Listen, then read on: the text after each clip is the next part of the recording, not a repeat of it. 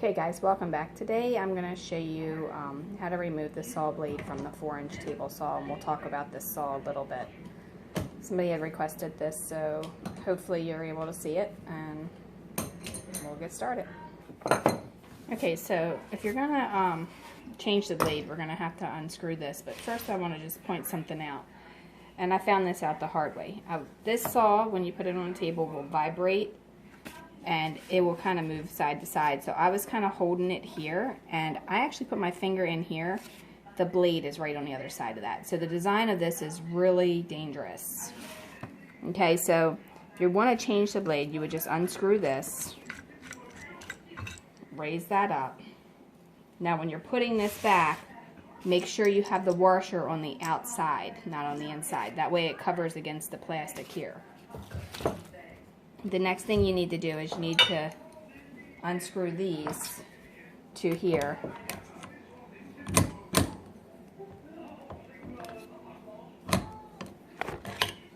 Now I already have mine loosened. If you don't have adjustable wrenches, it's a 7/8.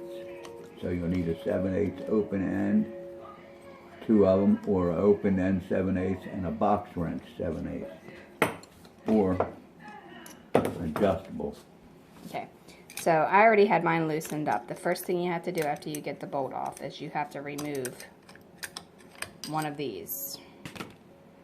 Then you remove the blade, and then this one you want to keep on there. And if you notice, it's kind of got like a little flat part right there. That's where this sits up against. Okay, now if you're going to put another blade on top of there, you can do that just like that. Make sure the teeth are facing towards you. Yes, make sure the teeth are facing towards you. And then put that back on top of there.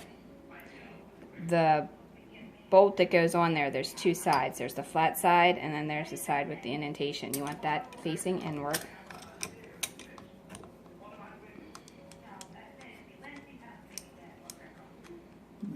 Show them like that. Put it back.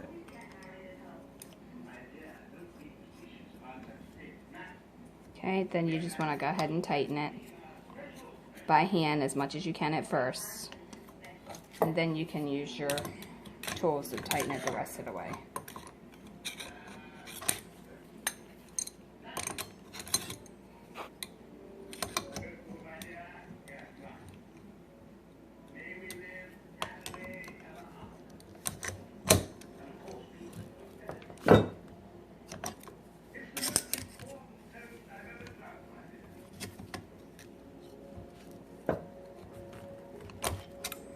Okay, now just finish tightening that, and then I'll show you.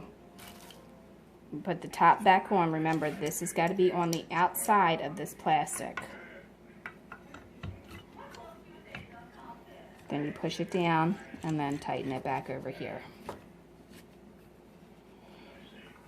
Okay. Another thing I've noticed about this saw is this does not stay very stable, so it's not always going to be level.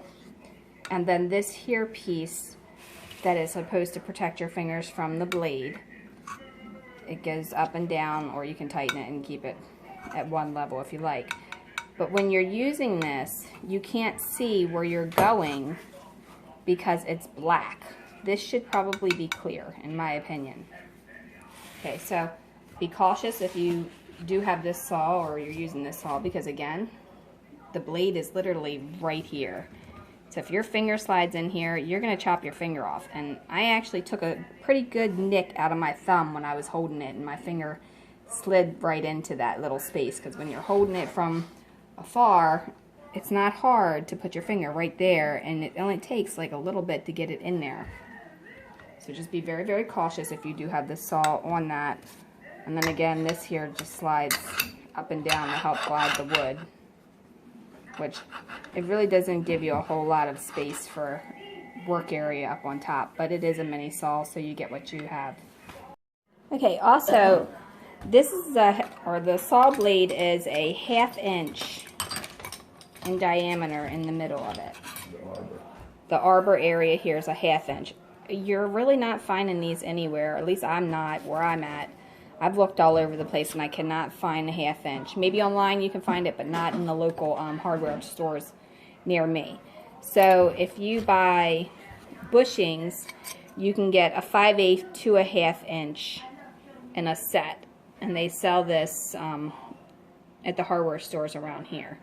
So 5/8 to a 1/2 inch will make the fittings work with this, because what happens when you put this little round bushing in the middle of the larger saw blade, it makes the hole small enough to where it becomes a size, and then you can just slide it right on the correct fitting. Alright, so that was it for this one.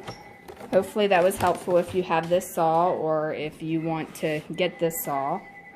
It's very, very small, not a whole lot involved in it. It's definitely not anything at all like a large table saw would be.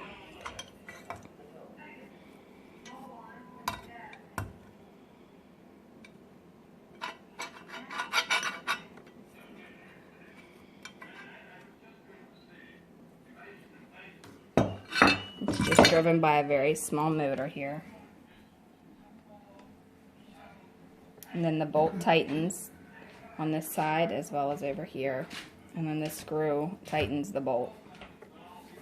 And there you have it. Alright, follow Dollhouse Miniature Madness and Tutorials on Facebook for more DIY, and pretty soon you'll be able to check out our Facebook or our website page, which is also Dollhouse Miniature Madness and Tutorials.com. Alright, take care, have a great day. Okay guys, well that was it for this video. We are still working on some minor things with the dollhouse. We have a little bit more to go. However, if you subscribe below, we will post the images or the videos as we do it so that you can see how the progress goes. Also, if you subscribe, we'll have the tutorials that we'll post as well, and you'll be able to see them. And we plan on making some furniture and a few other DIYs, so you don't want to miss that. And also, if you go on our Facebook page under Dollhouse Miniature Madness and Tutorials, you will be able to find lots and lots of pictures of everything that we've done, along with a few other things. And then, you know, you can comment there or you can comment below.